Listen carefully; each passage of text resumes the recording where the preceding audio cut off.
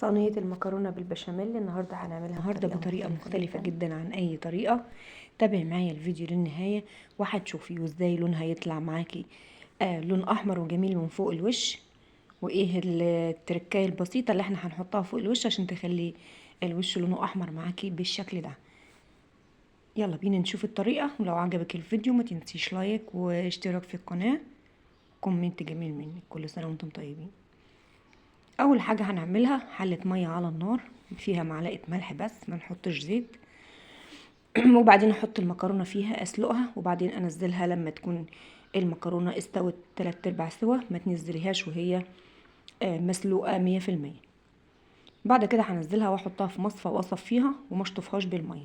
بعد كده صينيه على النار فيها معلقه سمنه كبيره، معلقه هرميه، وفيها برضو معلقتين من الدقيق، معلقتين الدقيق بمعدل المعلقه الهرميه من السمنه. وبعدين انزل بالدقيق، وبعدين ابتدي ان انا احمصه بالشكل ده لما ياخد تحميصه وتبتدي ان هو ريحته تطلع. بعد ما اتحمص معايا ايدي عليه في التقليب على طول علشان ما يكلكعش معايا، وانزل عليه بكوبايه لبن لحد ما يتفك معايا. بعدين انزل بكميه اللبن بحالها، وانا برضو ايدي مستمر في التقليب علشان ما يكلكعش معايا. واول ما يبتدي يسخن معايا حط معاه كوبايه جبنه شيدر مع كوبايه جبنه موتزاريلا، واي نوع جبنه انت عايزاه ممكن تحطيه. بعدين معلقه من الفلفل الاسود، ممكن تكون رشه جوز الطيب لو انت حابه اي نوع من البهارات.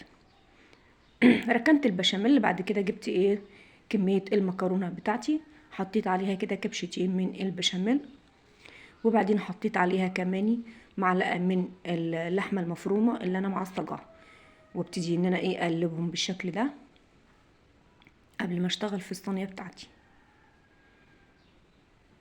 بعد كده هجيب الصينيه احط فيها كبشه من البشاميل وافردها بالشكل اللي انتوا شايفينه قدامي ده. هتفردي البشاميل كده، وبعدين هنزل بنص كميه المكرونه معايا وابدا ان انا افردها. مش بحط اول طبقه، يعني طبقه المكرونه مش بحط طبقه كبيره قوي، يعني قللي على قد ما تقدري. حطيناها كده بالشكل ده، وهبدا ان انا انزل عليها بكميه اللحمه المعصجه بتاعتي وافردها برضو، اسويها كده بمستوى الصينيه.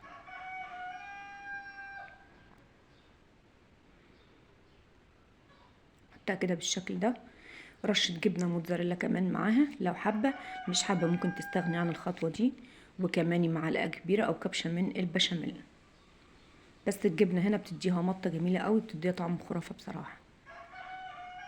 وبعدين انزل بباقي كميه المكرونه معايا، واحاول ان انا برضو ما احطش طبقه تكون سميكه من المكرونه علشان ما تعمليش المكرونه تقيله وممكن تعجن معايا. خلصنا كده، انزل بقى عليها بالبشاميل بتاعي. انزل بقى بكل كميه البشاميل بتاعي، وابدا ان انا اهز الصينيه علشان كل البشاميل ينزل تحت، ورشه جبنه برضو من فوق الوش. وبعدين كمان حاجه معايا علشان تاخد اللون الاحمر من فوق وتتحمر وتدي لون ذهبي كده تحفه في التسويه. اجيب معلقه من صلصه الطماطم بس تكون صلصه تقيله، وانزل بيها كده على شويه بشاميل متبقيين، يعني ممكن تكون كبشه او كبشتين من البشاميل فايض.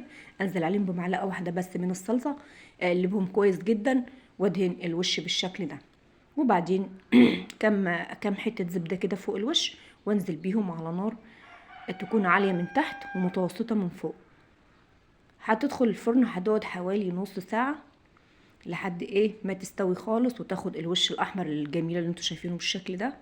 ودلوقتي هتاكلي اجمل صينيه مكرونه بالبشاميل. لو عجبك الفيديو اعملي لايك واشتراك في القناه، وتابعوا قناتي هند سليم. كل سنه وانتم طيبين مع فيديو جديد.